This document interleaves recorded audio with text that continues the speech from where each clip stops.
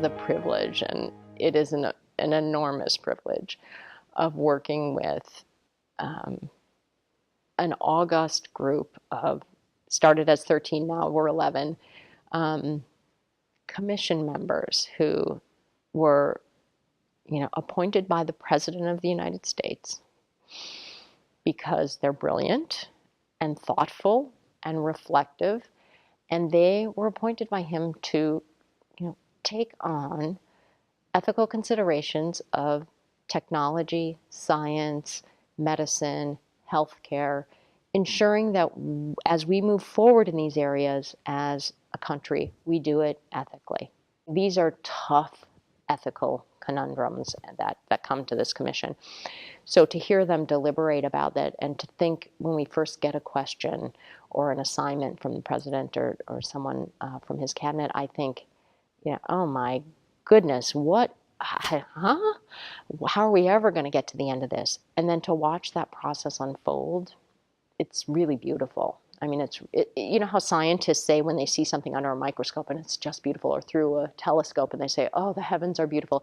It's kind of like when I watch this process, it's just an amazing process to watch this over time. We have a total of 7 projects the commission has. So they started their first project several before I got there, but their first one was synthetic biology, issues associated with this new technology. So that was the first one. The second one was an ethical analysis of the STD trials that were done in studies that were done in Guatemala in the 40s. So while Tuskegee syphilis study in Tuskegee was happening here in the 40s through the 70s, there were similar studies, although somewhat different, but similar same investigators and some similar STD studies going on in Guatemala, in prisons, among commercial sex workers, among soldiers and such, some inoculation, some just really horrible studies occurring. They were discovered in the 2000s, brought to light in 2010, and then the president asked this commission to do an ethical analysis and look into what happened there. So they spent a lot of time poring through documents and investigating what actually happened there. At the same time, he asked them to examine the current research, the current protections for research participants in the U.S. now and abroad, and so the research we do abroad. And so we had a panel, an international research panel, where we had a subcommittee where we brought experts in from all across the world and looked at how the U.S. protects participants, and made 14 recommendations about how to improve the system, but found that fundamentally 45 CFR 46, the common rule, the IRB laws, called different things, fundamentally does a good job protecting research participants. Following that, we did a report on whole genome sequencing and privacy. So this is, another new technology similar to synthetic biology, a new technology, something coming that, while the ethical issues are similar, we're always talking about things like privacy and security of data and a person's autonomy, consent. We're talking about research ethics. We might also be talking about social implications for things. The topic about which we talk about this with can vary. So new technologies is a very common theme. Synthetic biology, this whole genome sequencing and such.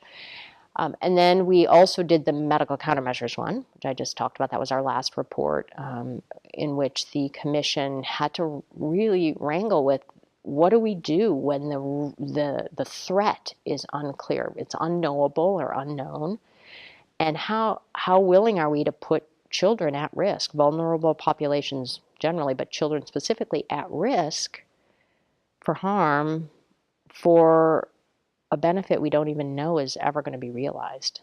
In fact, we hope it's never realized. I mean, we hope we never have to use the results of this research, right? We hope we don't ever have a weaponized anthrax attack and children get affected, but they might. And so we have to balance, or there's this tension between this duty the government owes to research participants, especially vulnerable ones, like children, to protect them to the full extent possible, with this other duty the government has to be fully prepared in case of an attack.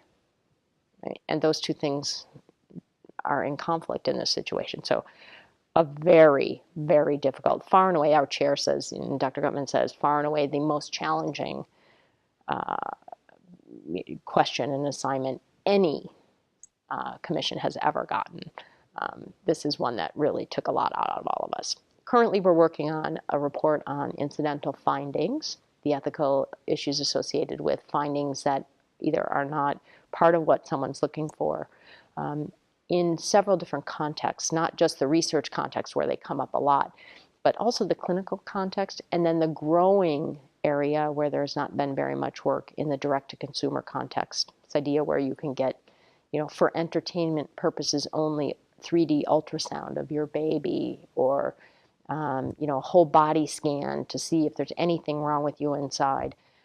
So what to do in that situation when you get these findings. And then we also just got our most recent assignment, which is on neurotechnologies and the ethics associated with that. So the amazing thing about this group, both the commission and then also the amazing staff that we have working for this commission, is that it's not a single issue group. We have to be agile, flexible, and know a lot about a lot of things. So we're really fortunate that we get great assistance from really smart people who are working in these fields and come to testify and help teach us about what's going on.